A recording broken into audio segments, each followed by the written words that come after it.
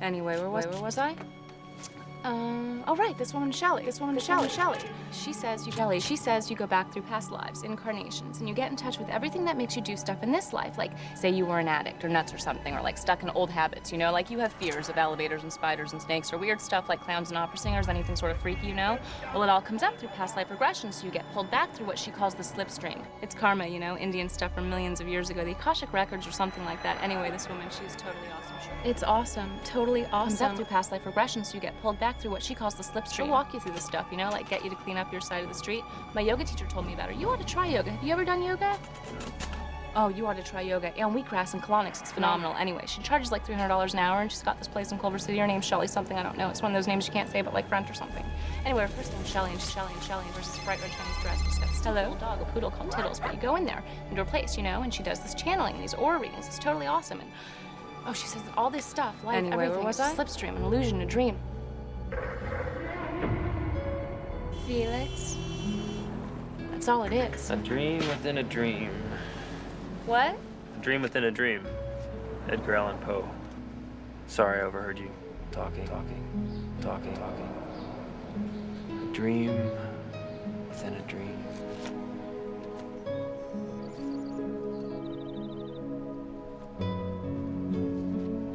That's so cool. Anyway, oh, she's got this really stinky dog, but cute, called Tiddles. One of the things that is a personal interest of mine that stands out from the general background of the psychedelic experience is the way that it throws light on language. And I discovered that audiences seem fairly responsive to this question, even though it seemed to me at first fairly hard to articulate it and fairly hard to say too much about it. So tonight, to indulge myself and anybody else who has a particular interest in this aspect of it, I want to say more about it and maybe talk for 40 minutes or so and then take questions. And I think it's by talking, it's perhaps a tautology to think that by talking about a linguistic phenomenon or a linguistic problem, you can illuminate it. But I'm interested in how it strikes other people and the kind of dialogue that can be generated by talking about it. First of all, to background what I'm saying a little bit, I recently ran across a very interesting analogy or metaphor that seemed useful to me, which was, it was a historical analogy saying that when civilizations come into crisis, they inevitably, one of their strategies for survival is to cast back to an earlier period of time, an earlier cultural ideal, and then to try to exemplify its values. And as the obvious example and the most recent phenomenon of this sort on any large scale is the Renaissance, in which the breakdown of medieval society and the rise of mercantilism generated a need to cast back into time for a set of values and then to realize them. And the period of time that was chosen was classical Greece and Rome. And so painting, sculpture, poetry reflected an effort to recapture classical values. What I think is happening in the present, and by the present I mean the whole 20th century, is a similar thing, a similar culture crisis, but on a much grander and more global and more threatening scale, and a casting back for a previous cultural model that whose ideals, if we could realize them, would save our own civilization. The same idea that the Renaissance had about classical Greece. But strangely, the period that we have decided, that we have fastened on without ever making a conscious decision, but as a reflection of decisions made in the mass psyche of the species, the period that we have settled on is the archaic period, which precedes human history. And so Cubism and the things that were done for literature by Joyce and Pound, and the glorification of barbarism and the recovery of the unconscious, first the sexual nature of the unconscious through Freud, later the mass archetypal structure through Jung. In other words, the great movements of the 20th century, even Marxism, can be seen as efforts to recapture prehistoric sacral values. And this process has been going on for 50 years or so, different adumbrations of it at different times. And now, and for the past 10 years or so, the theme of shamanism, the rediscovery of Paleolithic religion, and the rise of the use of hallucinogenic drugs, which were the driving force of Paleolithic religion, has come into the fore. Well, okay, holding that in your mind for a moment, recall Marshall McLuhan's idea that technologies for conveying information shift ratios in the mass psyche and the way that it relates to the world. And he was famous for predicting what he called electronic feudalism. He said that the television screen was more like a page of manuscript than a page of print, and that as the linearity and uniformity and rational assumptions of grammar were transcended in the conveying of information, to be replaced by electronic gestalts that were looked at rather than read, that the ratios between the senses would shift, and that this would have profound effects on art and the history of ideas and this sort of thing. What is happening is that a kind of super McLuhanistic phenomenon is happening, where we are collapsing not into the electronic feudalism that he discussed, but into the electronic tribalism which he discussed. And it is shifting our sensory ratios away from the audio and toward the visual. And this brings me now to my subject, which is the transformations of language under the influence of the psychedelic experience.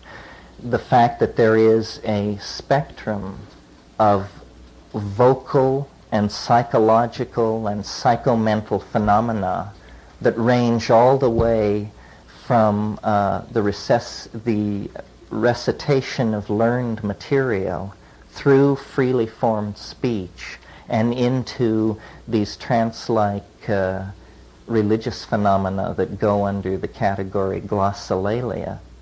And these things are experienced by the people who do them as having a varying relationship to the visual rather than the audio sense. We had a discussion a couple of nights ago with Ralph Abraham about when you are asked to conjure the idea of an orange, what is this idea made out of? When you close your eyes and think of an orange, is what you think of made of language, or is it made of light? And what you say in answer to this question, what does it say about you and your the way in which you're embedded in your culture? Under the influence of psilocybin, particularly, the language-forming centers are activated, and they are activated in tandem with the visual cortex. so that forms of synesthesia are experienced which are linked, first of all, to sound, so that people singing control the fabric of hallucination through sound. And we found this to be true of ayahuasca in the Amazon, where definitely the shaman's use of voice controls the fabric, the visual fabric of what's going on. But there is yet another level to that phenomenon, which is, with the addition of meaning, the control of the visual surface, the topology of meaning, if you will, rather than the ongoing decoding from a dictionary, is transcended. Meaning then is able also to work its adumbrations on this topological surface, and you see into, well, there are different ways of cognizing it. The place where the Ursprach is coming from, the assembly language that lies behind all formalized or culturally validated languages. Wittgenstein called it the unspeakable. It's the place where explication cannot go almost by definition in order to avoid a tautology. Well, now it seemed to me that the nearness of these tryptamine hallucinogens to normal metabolites of brain chemistry and the fragileness that people like McLuhan and Julian Jaynes have shown to be a part of the way we construct our world. In other words, that it's a delicate balance of chemistry and language and history and these sensory ratios. That given all this, it seemed probable to me that this phenomenon encountered in deep psychedelic experiences with psilocybin actually has a potential historical impact. It is a kind of human ability which is at present submerged in the psyche, contactable only by the shamanic means of journeying into historical hyperspace. In other words, of going into that place where the adumbrations of the future are intense enough that you can have an intimation, at least, of what is to come. And I think this is what is to come, and it is a kind of telepathy, but it's not telepathy as we imagined it to be. When I imagined telepathy, I thought of it as hearing another person think and having them hear you think. This is something where the modality of meaning is shifted out of a common dictionary that is a cultural convention and into a shared visual topology which is examined by both parties, both the speaker who caused this thing to be and the audience who shares the space where this is happening. It's interesting that beta-carbolines, which are used to accentuate the hallucinogenic effect of DMT in these ayahuasca preparations in Amazonas, is very definitely a part of normal human metabolism, brain metabolism. And the MAO inhibition that it's performing on DMT that is introduced from the outside is a mirror image of the kind of function that it's performing in the brain. So the shifting of these sensory ratios is causing language to become more visual. And at this point I always have to quote Philo Judaeus, who was a first century Alexandrian Jew who talked about the logos, and I have made analogies between the phenomenon I'm describing and the logos, but in the critical quote what he said was that a more perfect logos was possible, and that it would be a phenomenon which would pass from the modality of being heard to the modality of being beheld without ever crossing through a quantized point of transition where you could say it was one, now it is the other. And I think the cultural shock waves that will be generated by the emergence of visible language will totally transform the culture to the point that the point beyond the end of history, the entry into hyperspace, the eschatological monad, all these religious or theological constructs about history are actually intuitions about language undergoing this transformation. Now, several things about this transformation. It's obviously not something which the culture is doing as a decision. It isn't like home computers and cable TV. It isn't being brought on as an information utility. It's something which is being imposed from outside. And I think it is, I'm sure most of you are familiar with the Gaia hypothesis of homeostatic regulation of the environment of the Earth through the interaction of all life acting as a single organism. Well, it obviously regulates trigger species such as we are part of this homeostatic method of regulation. And I think the gradual evolution of language is actually the gradual lifting of the veil that is imposed between ourselves and meaning by the planetary ecology. In other words, the forward thrust of history is actually regulated by the ecology, and it is regulated through control of the evolution of language, because what you cannot think, you cannot do, and where you cannot imagine, you cannot steer your culture and go. So I'm proposing on one level that hallucinogens be thought of as human macro, almost social pheromones that regulate the rate at which language develops and therefore regulate the evolution of human culture generally. Now, one final thought about all this.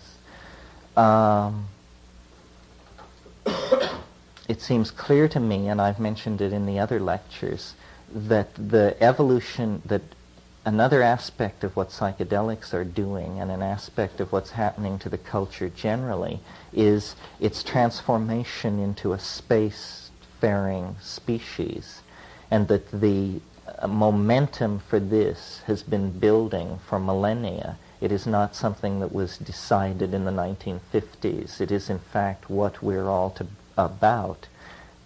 I looked at a book recently by Terry Wilson about Brian Geisen called Here to Go. And he asked the question, what are we here for? And he answers himself, we're here to go. And I think there's great truth in that, especially in the current historical moment where it's clear that man as a species and the planet as a unified ecosystem have become antagonistic to each other. And this is not unusual in nature. In fact, it's a phenomenon that occurs between a mother and a fetus. When the fetus comes to term, when the birth is imminent, it must happen. Otherwise, the survival of both parties is threatened, even though the birth trauma for the mother and the child represents one of the major crises that they will face in their sojourn in existence. Nevertheless, it is inevitable and necessary, and if it comes off correctly, why, it's to the good of everyone. Where psychedelics comes together with that is that it is going to require a transformation of human language and understanding to stop the momentum of the historical process, to halt nuclear proliferation, germ warfare, infantile 19th century politics, all these things. It cannot be accomplished through a frontal assault upon it by political means. And the I Ching says, you never confront evil directly, because when it is named, it sharpens its weapons and it learns to defend itself. So what is called for is this sideways attack through hyperspace. God forbid, I think it was Tim Leary who said we should become ecological secret agents. Is that what I'm concluding? Maybe. Anyway, the transformation of language is, I think, the signal that this nostalgia for the archaic world is coming to a head, and that this is its culmination. This is the peculiar thing that we all sense is coming, that we can't quite imagine, that is synthetic yet natural, that is obvious yet hidden. And the interesting thing about it is that it emerges from an inner personal frontier. In other words, you're not going to hear this on the evening news. The president is not going to explain it to you. The Secretary General of the UN isn't going to explain it to you. You are only going to advance into understanding this phenomena to the degree that you apply yourself to your being, to attention to being, to reflection on reflection, to attention on attention. And then it will become clear. And because it is a gradient of evolution, it doesn't come with the force of a revelation. It is something which is drawn out, almost in the same way that we move forward into time. This thing is drawn out. In fact, you could almost say that the act of history, or the fact of history, is a macro phenomenon that arises out of the microphysical fact of millions of people evolving their language. That is what causes the moving wavefront of historical becoming. So transformation of language through psychedelic drugs is a central factor of the evolution of the social matrix of the rest of the century. My brother is working on the theory, putting together the argument for the idea that actually human history has always been mediated by man's interaction with hallucinogenic drugs, and that this is the pheromonal regulator that links us to the rest of the ecology. And it's simply accidents of botany and alkaloid distribution and historiography that allowed a culture to arise in Europe, which was an area confined geographically and poor in psychedelic plants, so that the mystery was confined to places like Eleusis and peripheral cults like possibly the mushroom berserkers or Amanita-using cults in the Arctic regions. And because of those accidents of botany and geography, a culture was able to get loose from the tight constraints that the unconscious imposes. But nevertheless, that culture then was the Promethean culture, the Faustian culture, which claimed the energies which will then send the mind tribes to the stars. If it had not been for this historical episode, we would essentially be at the Amazonian level of culture, which is suspended in the hallucinogenic dream, but oblivious to the historical forces which are bearing down on that. And tribalism is a social form which can exist at any level of technology. It's a complete illusion to associate it with low levels of technology. It is probably, in fact, a form of social organization second only to the family in its ability to endure. Are there any questions at this point? Yeah, that last generalization sounded real broad. Maybe you could expand on how tribalism is a social form that can exist at any technological level. Well, I think it's an attitude toward genes and property and information. the institutional, hierarchically structured societies that we associate with our own culture, which I assume we define consciously or unconsciously as somehow the superior culture, is just inherited from tribal organization, but with a need to abstract the leadership quality so that control could function over wide areas. But electronics actually is, the entire human community is enclosed in a light second of travel. So the globalism is real. I mean, when I first read McLuhan, it seemed to me very true, but a thin voice crying in the wilderness. It was hard to see if out of all the trends working in society, that was how it would come to be. But it certainly seems to be so. I think, it's, as H.G. Wells said, history is a race between education and disaster. And I think, that education was losing that race until electronics came along. And now I would probably be optimistic.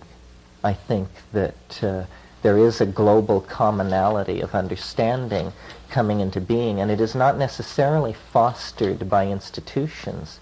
For instance, the invention of the microchip, which makes possible the personal computer, it was actually thought to be a mistake.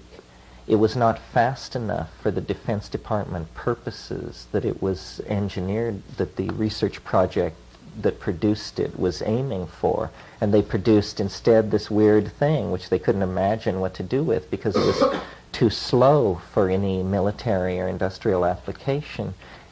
But someone realized, that it was just fine for human beings, and that it would shift the pieces around on the board in the war between freedom and oligarchy and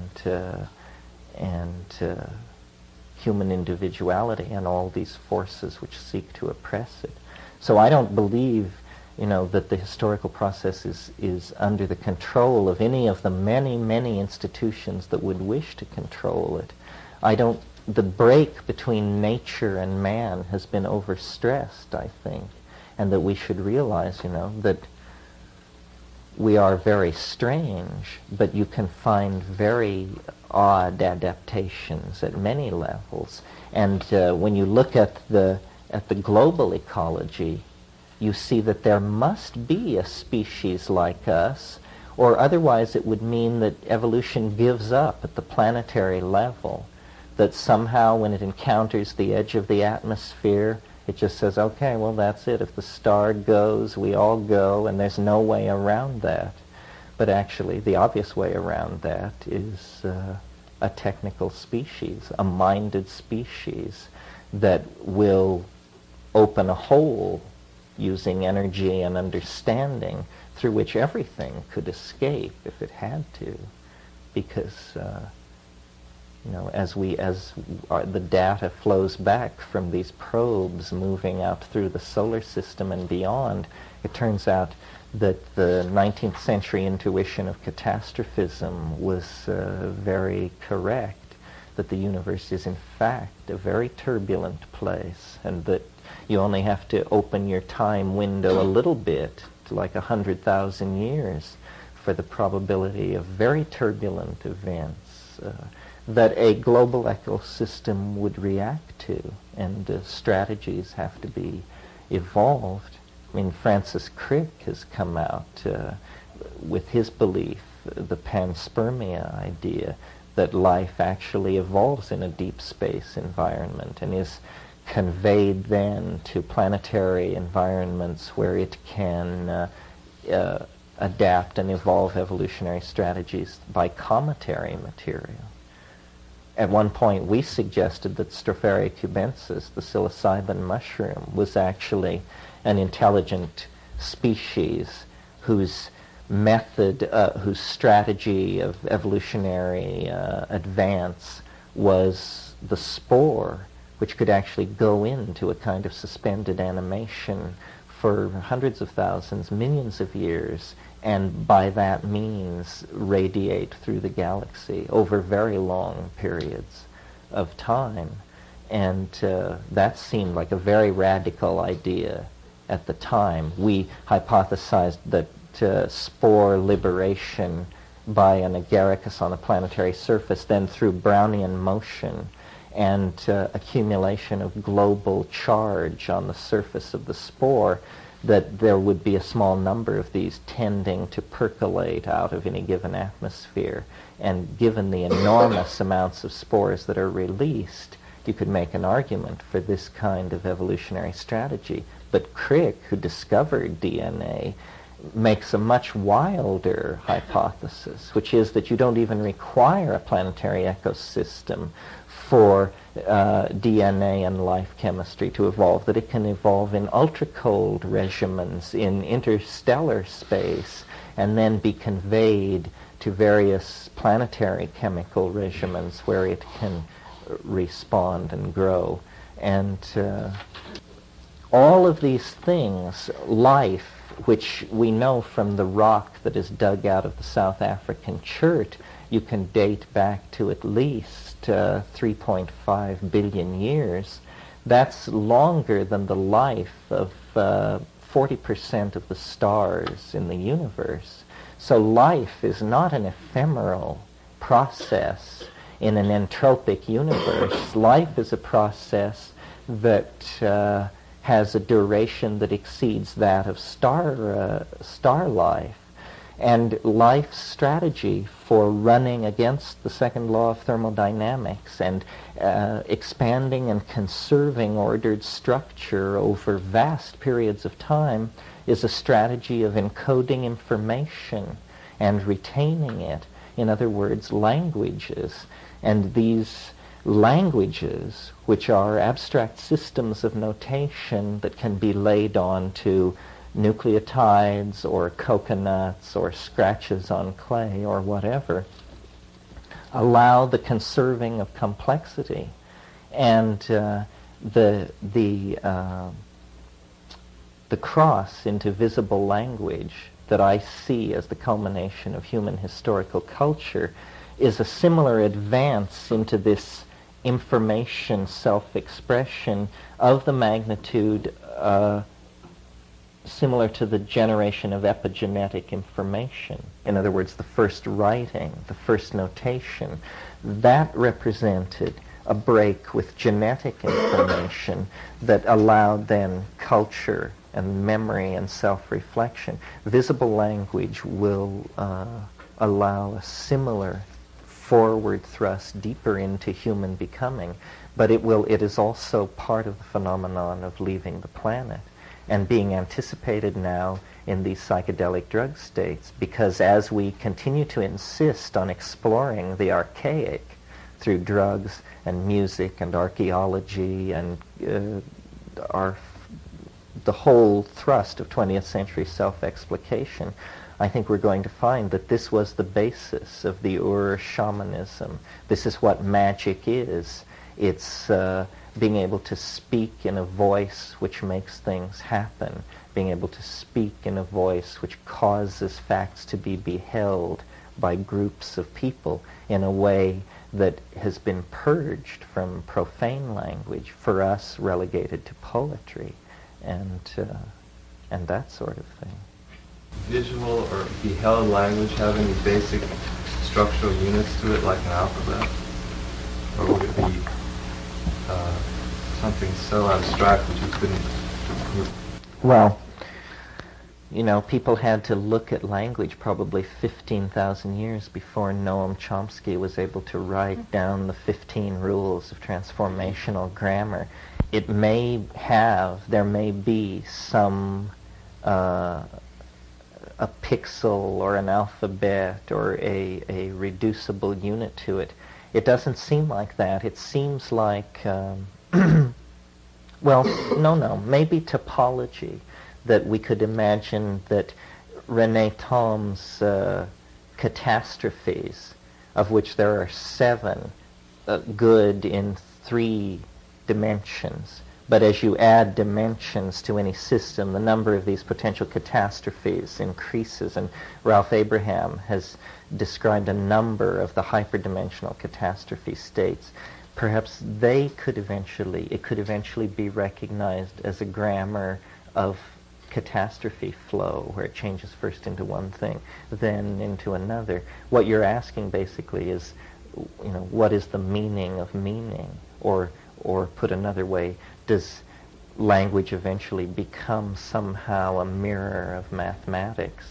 And I don't know, it would take a lot more analysis than I have done. I think describing this stuff is at the level of sailing up jungle rivers and sticking to the broad rivers and noting that, at 3 p.m. you passed a river mouth flowing in. It was 1.5 miles wide, and you don't know where it was coming from or how many 1,000 square miles it was draining, and you just put a note on your map to return someday and ascend it. In other words, there's this archaic area of the mind. It's going to take a long time to explicate it. By the time we have assimilated our recontact with the archaic, there will be colonies on Alpha Centauri. There will be thinking machines. There will be transdimensional vehicles and out-of-body consciousness via electronics. All these things will arise out of our grappling with an understanding of this shift in the sensory ratios that will essentially return modern man to the age of miracles. And though we won't put it that way, but we will privately experience it that way. I mean, that's what psychedelic drugs are. We don't put it that way, but we all who have been through it, privately experience it as a miracle. Information that is coming into your brain, or whatever. Many people talk about this. I'm just wondering if you'd share your thoughts on that division or any hypotheses. What do you feel if that's accurate, not accurate? Well, it seems as though there is a tuning mechanism that you must somehow, by trial and error, find how to twiddle this knob, and you move through these very concentrated areas of information. And some of it can be blindingly personal. Some of it appear to be movies of historical periods. Some of it appear to be conform to Jungian stuff, and then the alien part of it. And I don't know. I mean, this is the area I work in. I've held all kinds of opinions about this information, and finally decided, that it's too early to say what it is.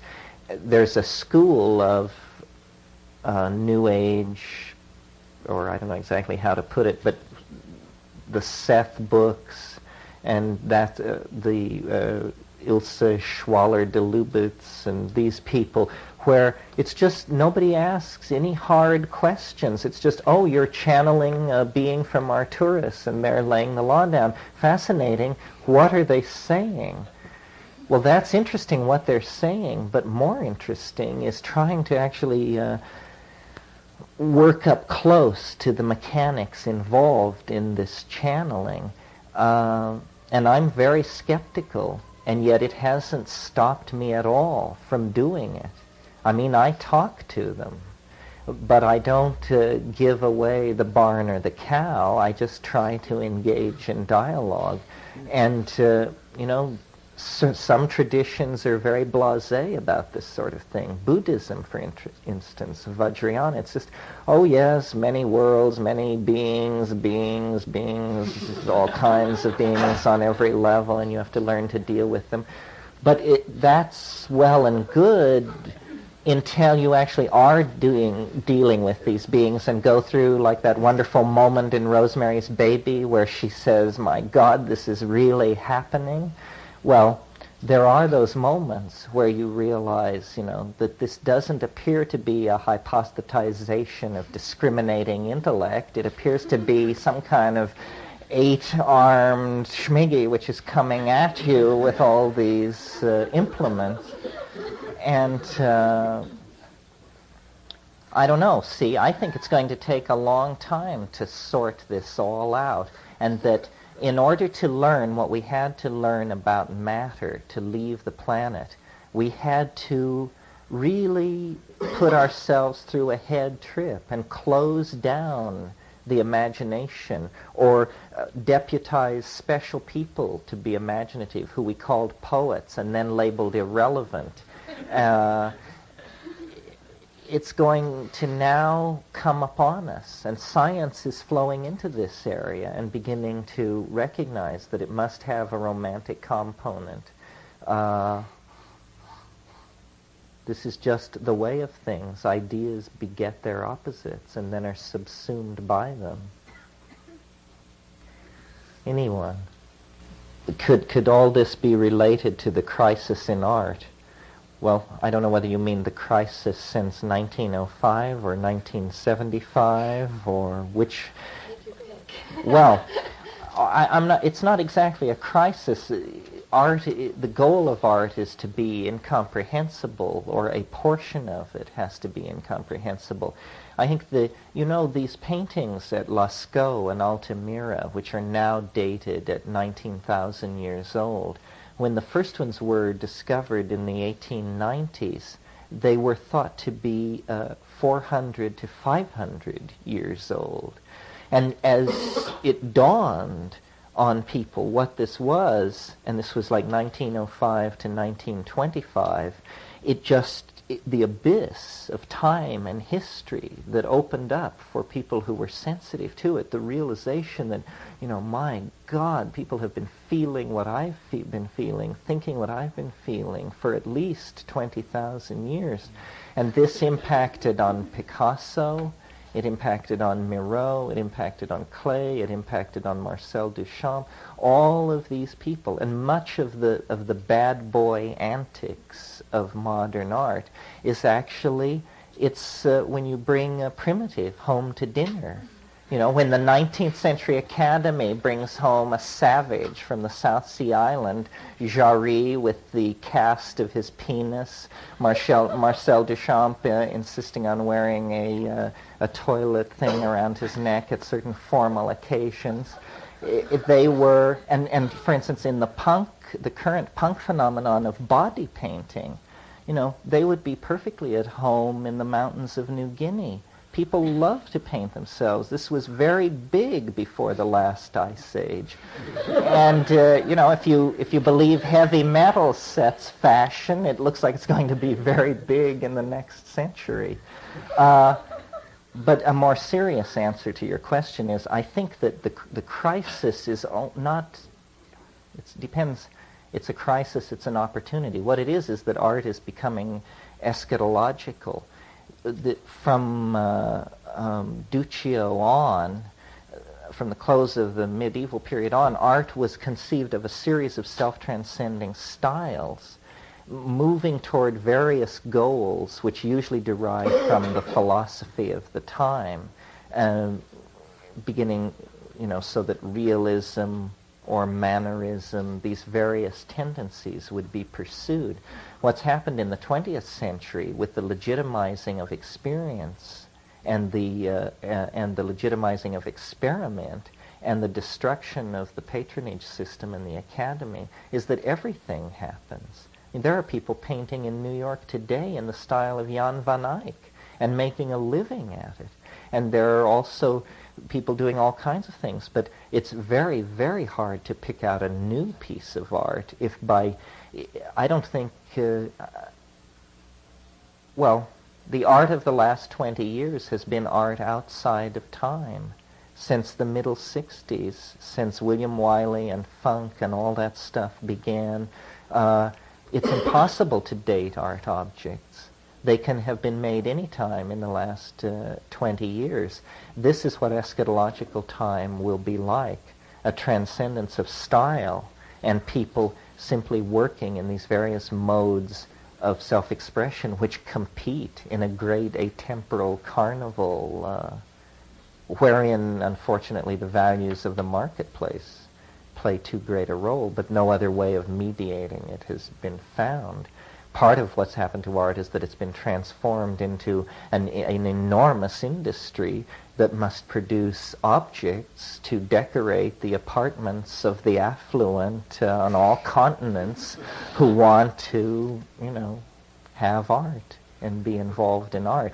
But they don't have enough power to dictate style. They'll take whatever's put before them, which is very liberating for artists. Anybody else have anything on their mind? Information structures. Uh-huh. But you could also think of personality structure, that with which the witness consciousness identifies with, as an information structure too. Where do you draw the line between language that is beheld as something other and language that is, or those information structures which are part of the identity experiencing? Well, you're asking what is the difference between self and other? Yeah. Well, in terms of language. What you're asking is, how do you know you're not talking to yourself? Yeah. Uh-huh. Well, that's a very tricky question. I'm surprised that in 3,000 years of philosophizing, somebody hasn't figured out a nifty way to always tell this. It would make a marvelous short story, some little litmus test that you could perform. Pretty much you have to go on intuition. Of course, what you always say is, I can't possibly know what I'm being told, therefore it isn't myself. But that's a very naive view of the psyche. On the other hand, when that reaches excruciating proportions, there's a tendency to abandon sophistication and just believe in it anyway. But this thing about the shifting boundary between self and other is very tricky. When I first smoked DMT, for instance, I saw an absolute break between self and alien. I was myself and they were the aliens. But then, over years of working out with it and seeing how it comes on with psilocybin, where instead of forming up over 40 seconds or so, it comes together over half an hour or 40 minutes, and you have to breathe and you have to ease it in. Then you see how, it is a kind of thing which emerges out of myself. It's like I pull a psychic plug and the opaque ink drains away, and there's this marvelous coral-like organism which I didn't think was a part of me, but, perhaps all through life and death we keep discovering new organs capable of amazing things that we didn't know we had. And, but I don't know. I don't think you can ask a single person to know. I think this is the question that shamanism deals with. And not all, it's a mystery. It's a mystery. Not only is the other the self, but is the other God? Is the other the species mind of the planet? Is the other a genus loci, a kind of God, but a local force of some sort? These are wonderful questions to entertain when they have immediacy. This is what people did before history. Religion was their job, and they worked at it very hard. But I'm not sure there are ever answers. More and more recently, I've always known this on some level. I think about when I was about 16 or so, I realized it and briefly pursued it and never returned to it. But I think that Taoism, if I had to pick an ontological vision that was compatible with what I think these drugs are about and with what I think is trying to happen, I would pick Taoism for the following reasons. It's the only mystical tradition I know of, possibly with the exception of shamanism, but shamanism doesn't really reflect on this. It's the only mystical tradition I know of that is not anti-scientific. It has no hostility to science. It is highly experimental. It's about compounding drugs with fungi and minerals and doing strange things on the side of fog-swept mountains and looking into your head and looking into your head and looking into your head and trying to refine description. And it is open-ended. And it is it is ecologically sensitive. It is sensitive to it is not at all antagonistic to drugs. In fact, on the subject of drugs, it's extremely straightforward and practical. Its stated goal is to compound the ninefold elixir of immortality. And then how you do this, various methods came and went through the ages. But its stress on technique, its stress on analysis, its stress on contemplation without method. In fact, its general antagonism toward method. All these things endear it to me a lot, and I think it's very compatible with the shamanic stance. In fact, we cannot, we are modern people, and even if you think of yourself as a practicing shaman, I don't think of myself that way. I think of myself as a shamanologist. But even if you think of yourself as a practicing shaman, you have to weld it to later traditions that answer more sophisticated questions that were posed later in historical time. And Taoism would be an excellent vehicle for that, I think. Yeah. Yes, in Hindu mythology, there is reference to the state of being dissolved into the absolute, or being one without a second, not defined by any past historical reference. Is that in any way coincident with what you're talking about? Yeah, I think it is. This one without a second caused me to think of Plotinus. One of his definitions of the mystical experience was, he called it the flight of the alone to the alone, which mathematically adds up to the one without a second. As far as this end of history that seems to be appointed for history by Western religion, yes, it is like dissolution, the dissolution of the cosmos that goes on in Hindu cosmology. Hindu cosmology is a set of nested cycles, similar in structure to the set of nested cycles that I proposed for time in The Invisible Landscape. And I think we're running into one of those compression points, that everything that has been going on this planet for the last billion years has been a series of telescoping processes of ever accelerating intensity, connectivity, and momentum, leading finally to the generation of consciousness, a moment after that historical civilization, a moment after that modern science, and a moment after that star flight. And it is just, a 10,000-year rush from monkeyhood to star flight, a geological moment, but historically a grand opera that has everybody on the edge of their seat, because if the ball is fumbled, that's all she wrote. And there's nothing that says that we must succeed, or at least we cannot assume that there's something which says that we must succeed. Even if we are the chosen target species of Gaia, Gaia may not have all fingers on the button. We don't know where our own power ends and begins, and where the power of the other begins and ends. And so we have to make our way carefully into these dimensions. Shamanism is thousands of years of accumulated information on how to navigate in these spaces. If we are becoming a shamanic society through the metaphor of spaceflight, we are going to have to recover this information, and there'll be some chills and spills along the way, I'm sure. Yeah. Yeah, Terence, I had a question. In the traditional use of substances that you've described, there's ritual around it.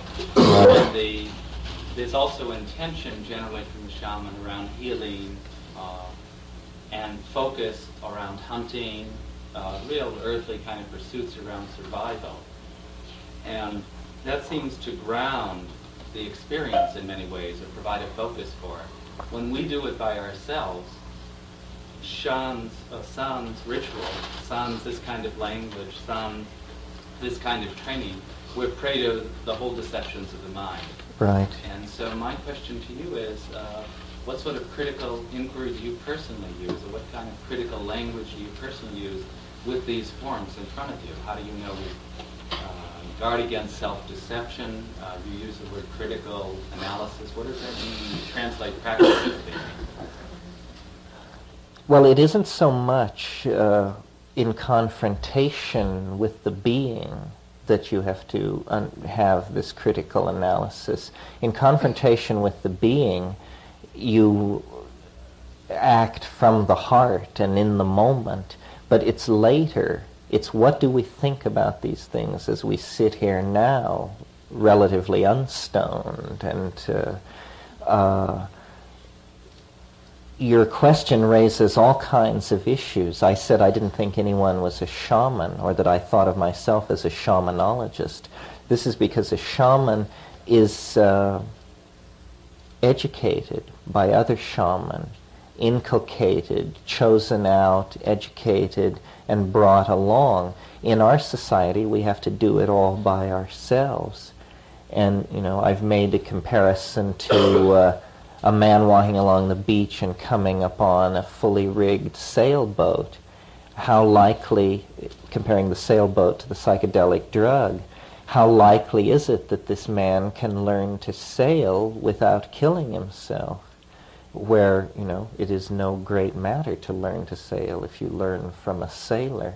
So this is the first barrier that's posed for us, or was posed, I think, in the 60s, when there were a lot of casualties to psychedelics, because it was assumed that everyone should do it, and so millions of people did.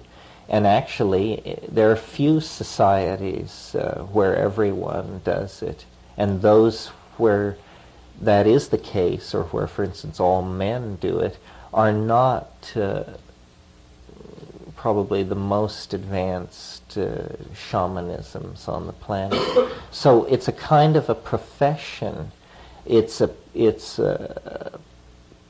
almost like clergy.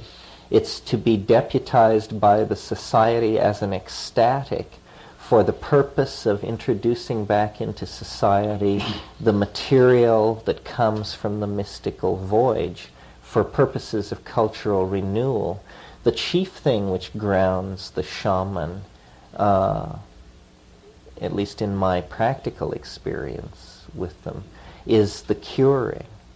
And Merciliade insists on this, that the primary function of the shaman is to cure, and that all these other things go toward that. We all have to cure ourselves in the sense that is contained in the notion that a psychedelic drug is a deconditioning agent. Now, I don't think a psychedelic drug is particularly a deconditioning agent if you're Witoto or Bora or Muinani or something like that, and you take it. You don't then denounce being that and leave for Lima. But in our culture, psychedelics have had this effect of triggering a very fundamental questioning of values, and intensifying alienation and creating alienated subclasses. This is a symptom of the general unhealthiness of the society, that you can't be psychedelic and be 100% of this society, that certain things seem to impose themselves in your way. So I don't think that there is any easy answer to your question. What we have over shaman is our wonderful electronic information retrieval systems. And the way that works is like this.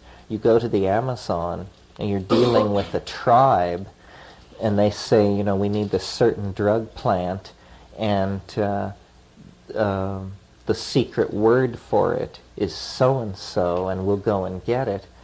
And they do, and they know more about that drug plant than you do by a long crack. But you ask them, did they know that the people 20 miles further up the river use a different plant called something else?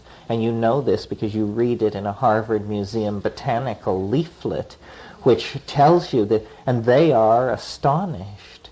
You have this weird overview which they cannot conceive of. They are fully informed in a vertical fashion about one tradition, but you, by writing to Boston, Massachusetts, and getting these leaflets and reading them, are more prepared to discuss the generalities of Amazon shamanism than most of the people you meet.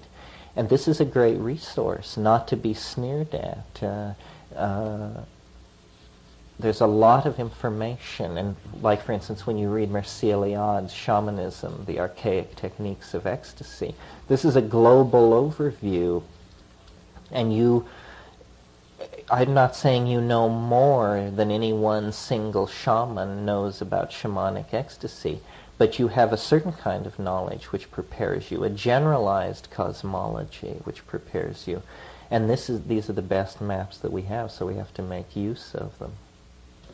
Ellen? Could you comment on how that issue relates to the more general one that seems to contain it, of the turning towards the archaic, the attempt to recapture or reintegrate the unconscious forces after a period of deliberately not being able to do so as a society, and how that's going to affect both individual and social change over the next visible historical horizon?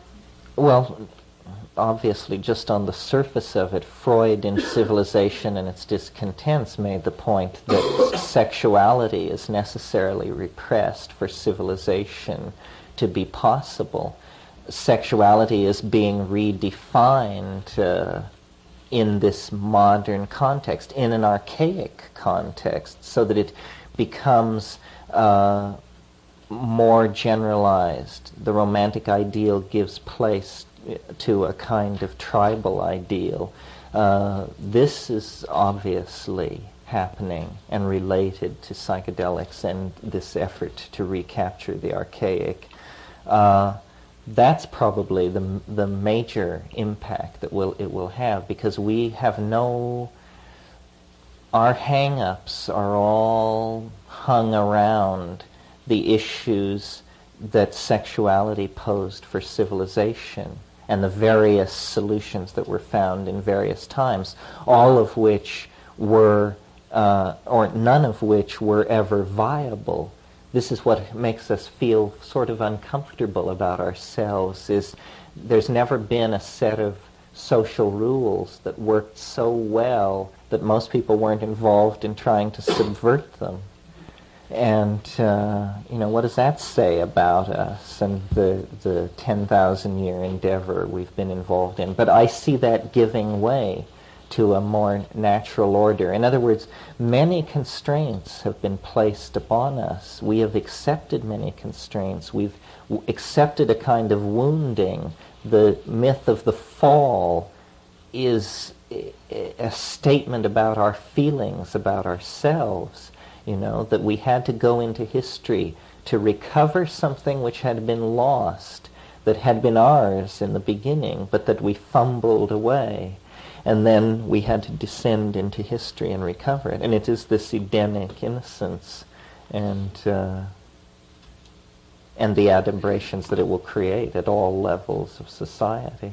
Singing is a ritual act that automatically sets up its own rules and can be initiated at any time without hardly moving a muscle. We were saying during the breakup here that it's possible to imagine a form of psychoanalysis where what you would do is simply urge people and go through with them learning as much about history as possible, so that there were no blank spots, so that their amnesia about their historical position was recovered as a way of treating neurosis. a way of actually, by locating people on the grid, by forcing them to find out who they really are in terms of all the other somebodies who have been around and all the other some places that preceded them. And I think that you can almost see that that is a recovery of the unconscious, that the history of man that you don't know is what your unconscious is made out of, just as the history of yourself that you don't know is what your personal unconscious is made out of. However, much of the history of man that you don't know can probably be found by going and reading a book on the subject. And this has a tremendous centering, a spiritual efficacy that all out of proportion to the act of studying history, which seems rather removed from everyday concerns. Anything else? Yeah, what about a development of a language of consciousness which we don't have, like Sanskrit theoretically, or Maslow was playing around with words that would scientific. Would you comment on that? Well, I think the I Ching is an effort, the most advanced effort to do something like that, but it's a language of Gestalt. And, I don't speak Japanese, but it's said of Japanese that nothing which is obvious is ever mentioned. Language is reserved for clarifying the unclear. So people are not saying, it's a hot day, isn't it, and that kind of stuff. They're reserving language. The other possibility is, that the visual language is this, and that as more and more of it is experienced and done, it will be realized. It is the visual language, I'm not sure I stressed this evening, but it is perhaps non-translatable into English because it is a language of emotion, where emotion is seen to be as subtle a spectrum of integrated gradients of meaning as, or integrated gradients of combination as meaning has. So that there isn't, love, hate, disgust, and something else, but in fact an infinitude of emotional states that can be triggered by vocal sound. And in a way, of course, I'm simply describing singing, wordless singing, except that I'm describing how that can rise to an ontologically different level and become so emotive that you understand very subtle differentiations of emotion. I noticed when we were in the Amazon taking ayahuasca with these people, and they would sing these 1,000-year-old songs, and you would get to the place where you had the absolute conviction that you understood, because you could stand off from your mind and say, the speed at which I'm going through emotional changes over what I'm hearing must mean that I understand what I'm hearing. Because if I didn't understand it, I would just have a certain generalized emotion about it. But it is changing my interior state so rapidly that it is like the experience of understanding. That's the only thing it can be compared to. Yeah. Could you elaborate more on the effect of the ayahuasca and in combination with strychnodensis that you mentioned in Invisible Landscapes, the effect of altering the DNA, and when you mentioned the histone blocks? Yes, well, the core chemical idea in the Invisible Landscape, for those of you who haven't read it, is that it is possible, or it was hypothesized that it was possible to use sound to cause hallucinogenic drug molecules that were present in the nucleus of neurons, having arrived there through axioplasmic transport from the synapse, to cause them to occupy bond sites in DNA, the bond sites specifically which lie between the nucleotides, and the molecular dimensions and everything are correct for this to be possible. In fact, it's been shown in vitro that certain hallucinogens do preferentially bond into DNA in very elegant experiments in which DNA was exposed to hallucinogenic drug molecules and then centrifuged and shown that its specific gravity had increased by precisely the molecular weight of the drug molecule, and no other compounds were present. So there is an affinity for bonding with the DNA on the part of these drug molecules. We hypothesized that the general psychedelic experience, the common psychedelic experience, is simply these things displacing normal neurotransmitters such as serotonin at the synapse, undergoing axioplasmic transport to the nucleus, intercalating, which is the technical term for this kind of bonding, intercalating into the nuclear material there, and shifting the electron spin resonance of the generalized electron spin resonance signature of the molecule, so that millions of cells having this happen to them are amplified into a higher cortical experience, which is the hallucinogenic experience. But in answer to your question, my brother went beyond this and hypothesized that you could intervene in this process, which would normally you would expect to be quenched in 4 to 6 hours, whatever the duration of the psychedelic drug was, that it would be possible to intervene in this process with vocally generated sound, generated in such a way that of these millions of molecules in these bond states, a very few of them would be oriented in space toward the incoming wavefront of sound in such a way that they would be canceled, that they would undergo the kind of harmonic canceling that happens when you sound a note on the cello and then quench the string of sound and you hear the overtones in octaves above and below it. And he felt that this could be done with the human voice and performed an experiment to test this idea, which seemed to indicate that it was possible, or at least that some bizarre drug synergy was prolonged and triggered by vocal sound. And we have never proceeded into this any further. It would be easy to do so. You would get square wave generators and oscillating systems, and you would try to tune into this sound because it's a very specific sound.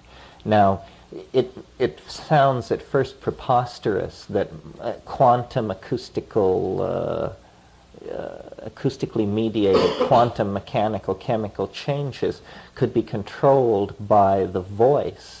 But you have to remember, populations of millions of molecules are involved, only a very few of which have to fulfill the complete set of special conditions that would allow this situation to arise. And also, it isn't generally realized at what level the human perceptual apparatus operates in relationship to quantum mechanical events. For instance, a single photon can be registered by the human eye. I'm sure some of you who had chemistry sets when you were children, they threw in a little thing called a spinthariscope, which was nothing more than a closed tube with a little lens in the end, and at the other end a speck of radium on the end of a pin, and then a phosphorus screen behind it.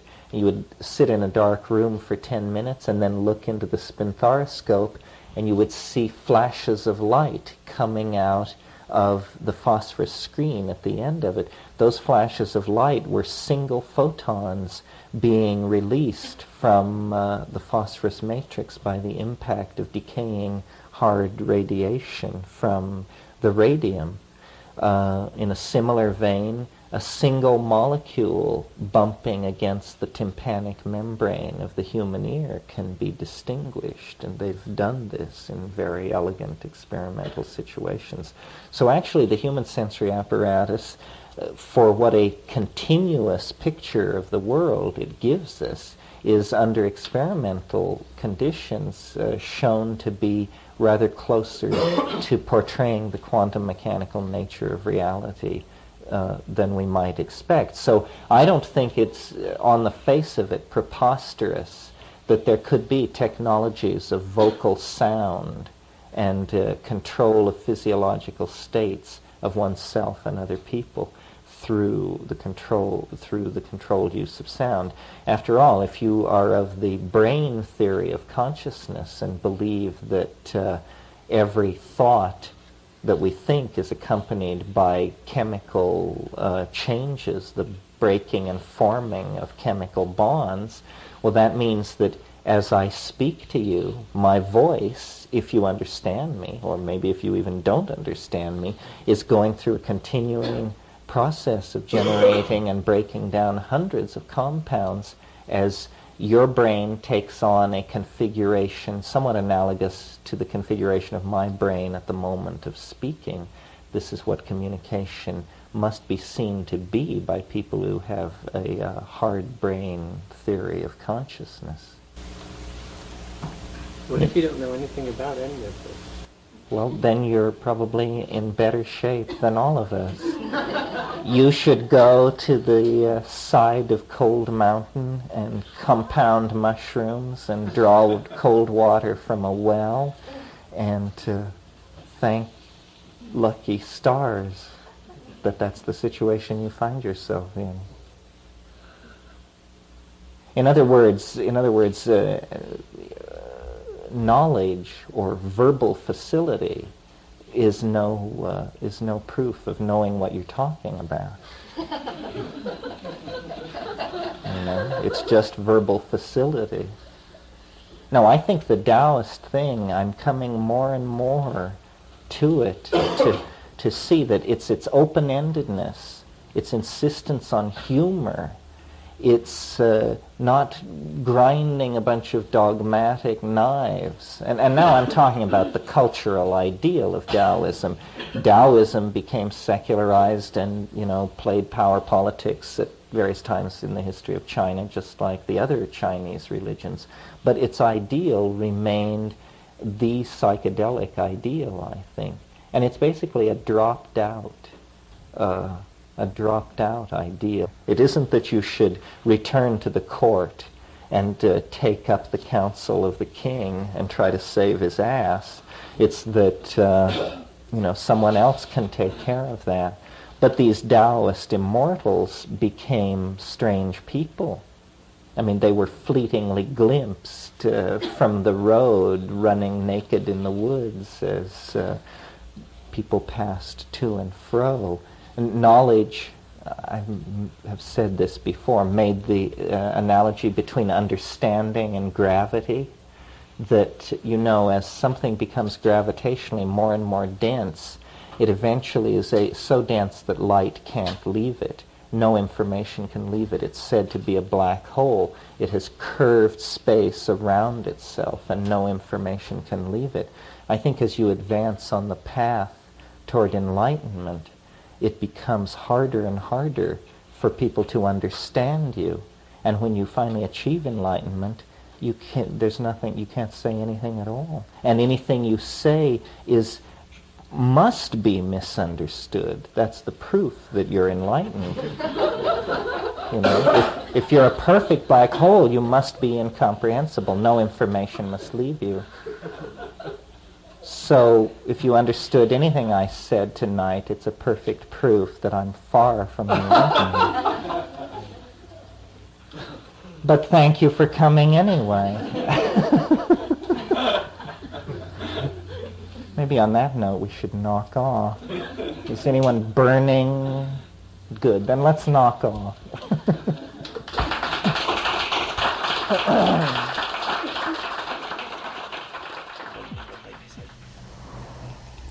Let's make no mistake about that. Let it be understood. Hey. That's my line. So? You stomped all over my train of thought, you stupid son of a bitch. You stomped all over my keynote speech. This was supposed to be my stupid keynote speech. I'll kill you. I'm sorry.